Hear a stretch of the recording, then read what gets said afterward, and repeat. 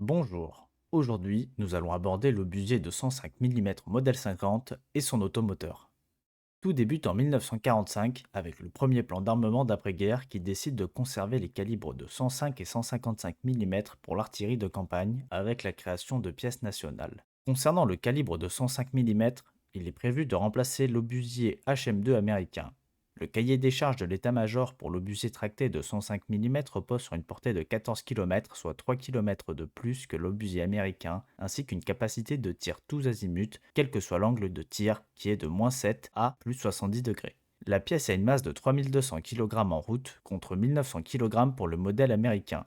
Elle se met en batterie sur une plateforme ABC, ces trois flèches écartées à 120 degrés les unes des autres permettent entre autres le tir tous azimuts. La pièce dispose d'un frein de tir à recul variable permettant des tirs tendus et en cloche. Sa bouche à feu est de 23 calibres avec un frein de bouche. La pièce tire l'obus explosif modèle 53 qui pèse 16 kg pour une portée de 14 500 mètres et une vitesse initiale de 568 mètres par seconde. Les 120 obusiers déjà produits seront reconstruits dans les années 50 suite à de nombreux problèmes de conception affectant la fiabilité du tube et de ses performances. Il ne sera déployé que tardivement dans la guerre d'Algérie, dans les forces aux frontières, mettant à profit ses capacités tous azimuts. Le système sera ensuite utilisé comme pièce d'instruction en régiment et à l'école d'application de l'artillerie. La pièce n'arrivera pas à remplacer l'obusier américain M2, le calibre de 105 mm sera progressivement délaissé dans le monde au profit du 155 mm. Cependant, le 105 mm tracté garde une utilité notamment dans la niche des troupes de montagne et parachutistes qui ont besoin d'appuis facilement mobilisables car légers. En effet, les pièces et munitions sont moins lourdes. L'obusier américain M2 et ses évolutions resteront utilisés en France jusqu'au début des années 2000. On peut citer le 35e régiment d'artillerie parachutiste et le 93e régiment d'artillerie de montagne qui l'ont utilisé, montrant ainsi dans quel cadre le 105 mm est utilisé. Concernant l'adaptation du 105 mm sur automoteur, un prototype est lancé en 1948 en casemate fixe sur châssis d'AMX-13. Il sera nommé Obusier AU50 ou Mark 61 105 mm SPH. Le moteur situé à l'avant est idéal pour un automoteur. Il permet de libérer de l'espace à l'arrière afin de manier la pièce et préparer les obus. Le tube sera modifié afin qu'il soit moins encombrant. En effet, la capacité tous azimuts sur modèle tracté n'a ici pas lieu. L'automoteur a une masse d'un peu plus de 16 tonnes, ce qui est très léger par rapport au M7 Priest américain. Il peut atteindre 60 km/h sur route, 5 à 6 hommes d'équipage servent la pièce qui a globalement les mêmes performances que la version tractée. Le champ de tir horizontal est de 37 degrés pour un vertical de -4 à +66 degrés.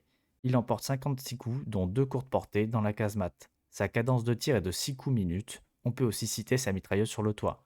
Le Mark 62 est une variante ayant pour principale caractéristique d'avoir une casemate tournante, donc une capacité tous azimuts. Elle sera produite à 4 exemplaires et testée par la Suisse sans donner de suite. Les sources concernant les pays utilisateurs sont très faibles. La France a utilisé l'automoteur de la moitié des années 50 à 1985 à hauteur d'au moins 337 pièces.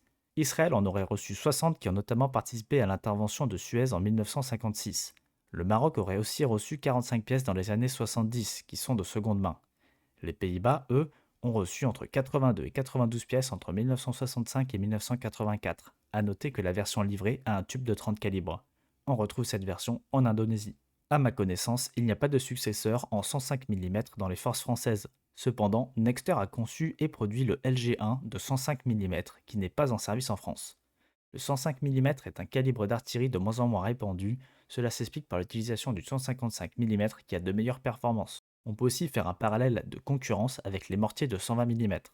Ainsi, le 105 mm n'a pour réelle utilité et avantage que son poids réduit par rapport au 155 mm, lui permettant des usages en milieu spécialisé, comme dans les troupes de montagne ou parachutistes. C'est donc naturellement que nous allons parler du LG1.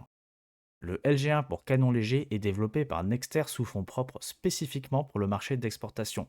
Trois prototypes sont produits en 1987 et un contrat est décroché à Singapour en 1990 pour 37 pièces face au concurrent anglais L118. Le L1 est une pièce de 105 mm de 30 calibres, soit un tube d'environ 3,15 m. Le canon dispose d'un frein de bouche. La pièce pèse dans son entièreté 1650 kg pour une longueur de 5,32 m et une largeur d'au moins 2 m. Le système repose sur deux flèches et une plateforme permettant des changements rapides d'azimut. La pièce a une élévation de -3 à +70 degrés et un champ de tir d'environ 35 degrés de chaque côté. Les 5 servants mettent en batterie la pièce en 30 secondes avec une cadence de tir de 12 coups minutes. La culasse semi-automatique éjecte les douilles. La portée maximale est de 11 km avec l'obus de 105 mm US M1 et jusqu'à 17 km avec l'obus à portée étendue ERG3. La pièce peut aussi effectuer du tir direct jusqu'à 2 km. En fonction des versions, la pièce dispose d'une centrale inertielle et d'un radar de vélocité en sortie de bouche permettant d'améliorer la précision du tir. Outre toutes ces caractéristiques, l'intérêt de ce système est son poids. En effet, il est très léger, permettant de le tracter par de simples véhicules d'infanterie comme le MV. On peut charger 4 LG1 dans le C-130 et il est aéroportable par hélicoptère.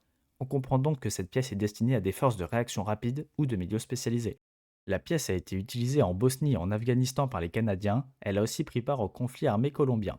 La pièce est livrée à hauteur de 91 unités à l'Arabie Saoudite entre 2018 et 2022, 14 sont livrées à la Belgique en 1997, il est prévu que le LG1 soit remplacé par les Césars à partir de 2027.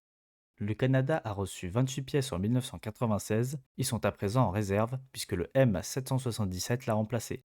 La Colombie a acquis 23 pièces à partir de 2010, le pays développe une version automotrice en lien avec Nexter.